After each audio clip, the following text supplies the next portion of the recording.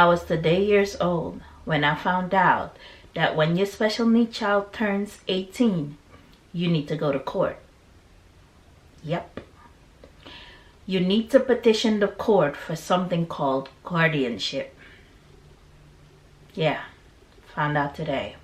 So if I know, you'll know about it. So let's talk about it.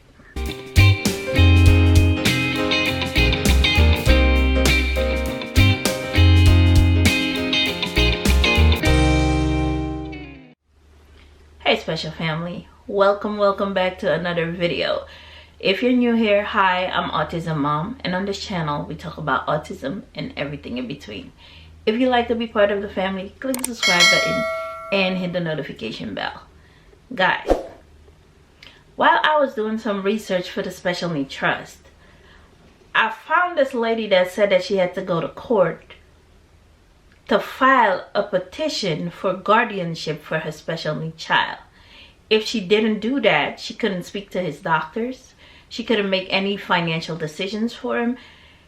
Basically, he could sign up for the army and she has nothing to say. I promise you, I'm not kidding. So, since I found that out, I'm like, nope, I gotta bring it to you guys' attention because I didn't know nothing about it. I didn't know I had to go to court. I don't do police and I don't do court. Court? Yeah. So let's get into the video so I can show you guys what this guardianship is and what it sort of kind of look like.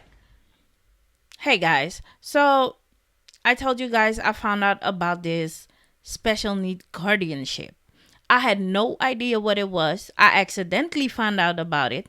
So I went to my trusted buddy Google to figure out what this is, and Google led me to a bunch of information, but this lady, she explained it best. So let's look at her video and see what this special need guardianship is.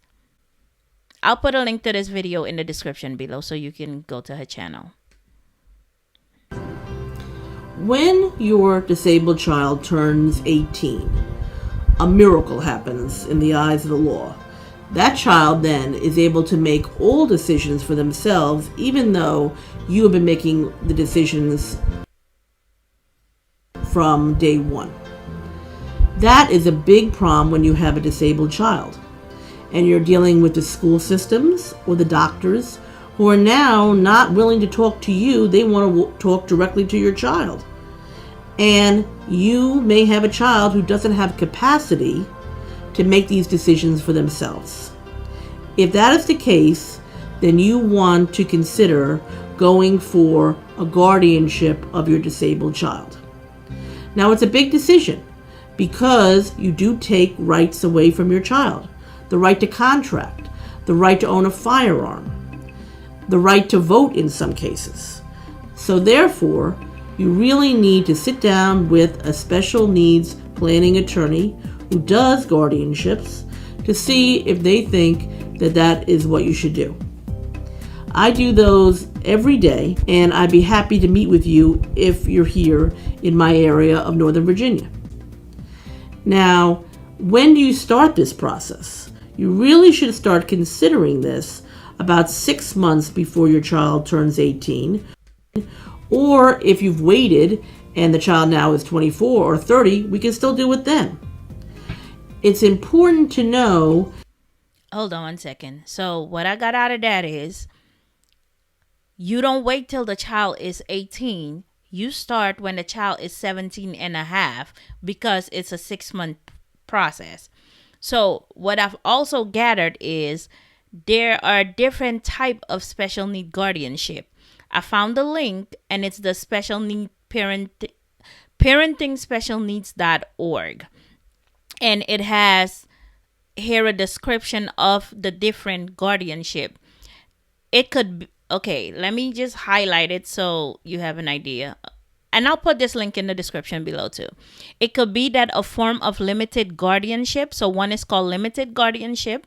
And that one goes over healthcare or financial matters as an example is more appropriate. So they're going to give an example. This would allow a named guardian to support a child in making good decisions over specific matters without taking the more absolute step of full guardianship. So you have full guardianship where you as the parent make all the decisions, limited guardianship where you make partial decisions, and then full guardianship ultimately may limit the child's independence in ways that are not necessary, such as removing the child's ability to vote for other and then there's another one called conservatorship, where a conservator is appointed to manage financial matters, may be a more suitable alternative to address a financial need only. So you as parent will become the conservator and you only deal with the financial part of your special needs child, and all other things they can make decisions on their own. Additional options such as power of attorney for financial decisions or power of attorney for healthcare decisions can be useful tools in support of the child.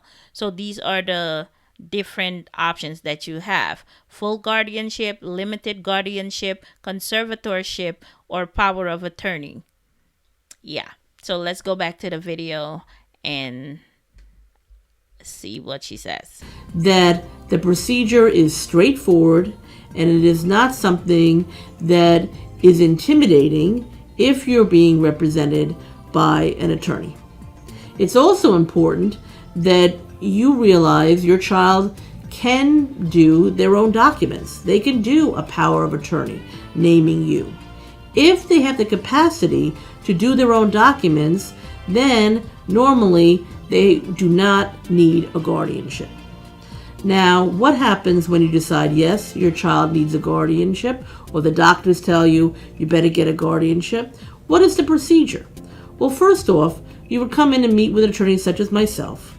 We would talk about it and we would decide if indeed the guardianship is what you're looking for.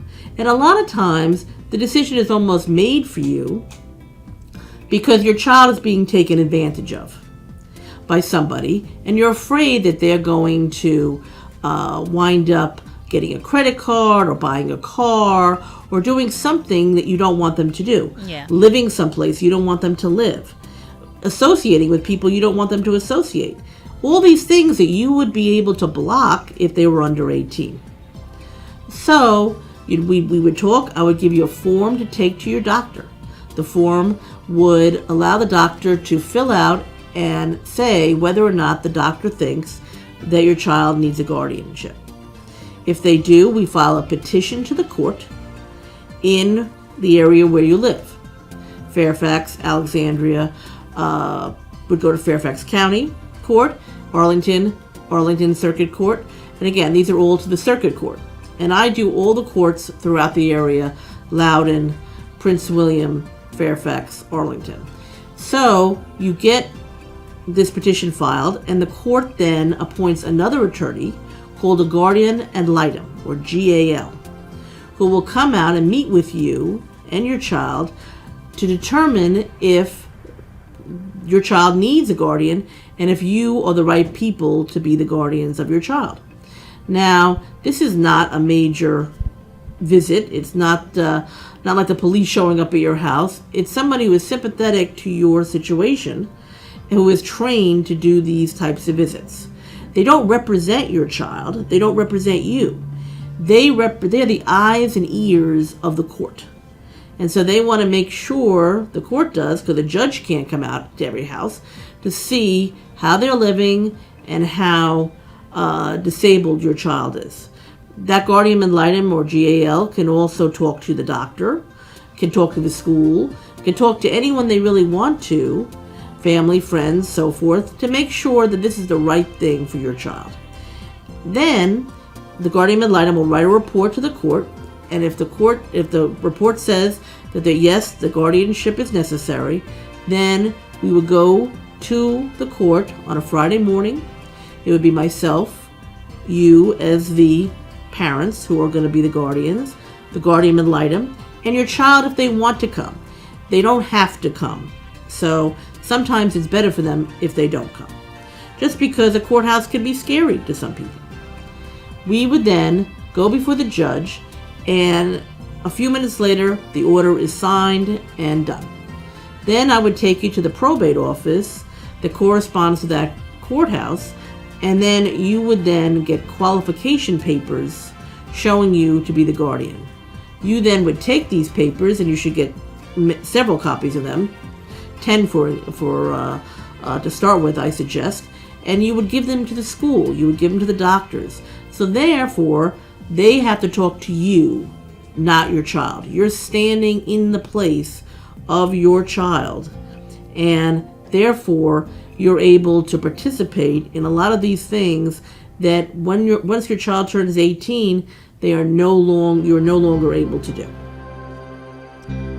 Okay, guys, so that is what the special need guardianship is all about. I just wanted you guys to know that such a thing exists. So if you have a child that's 17 going on 18, I suggest you find an attorney that handles these cases really quick and soon. If your child can't make decisions on their own, so you don't be faced with, yeah, we can't talk to you, your child is 18. And I'm going to put a link to this video. And this is Sherry R. Abrams. She's in Virginia. If you need her, I told you guys, if you're in Atlanta, my attorney is Kim C. Martin. She also has a special need child. She's been doing this for years. And I put her information in my previous videos. There are 2 law firms in Atlanta that I use that are both good. You know what? Let me go ahead and put it here so you guys see who it is if you're in Atlanta. All right. So this is my attorney. She also has a special need child, and she's really good at what she does. And this is her information. If you're looking for one in Atlanta, there's also another practice where she used to work. That's where I met her. This is Nadler Bernat LLC. This is who I used to create my special need trust. And my attorney was Kim C. Martin. She's not with them anymore, but this company still does elder law, special need, estate planning, guardianship, conservator, which is the topic we have today, probate administration, and settlement planning. And then my lawyer is Kim C. Martin. She does all of that, and this is her information. She's now with a new practice, but she is really, really good at what she does. I have learned so much from this lady. So if you ever need an attorney, these are the 2 that I use. All right, that's it for today's video, and I'll catch you guys in the next one. Bye.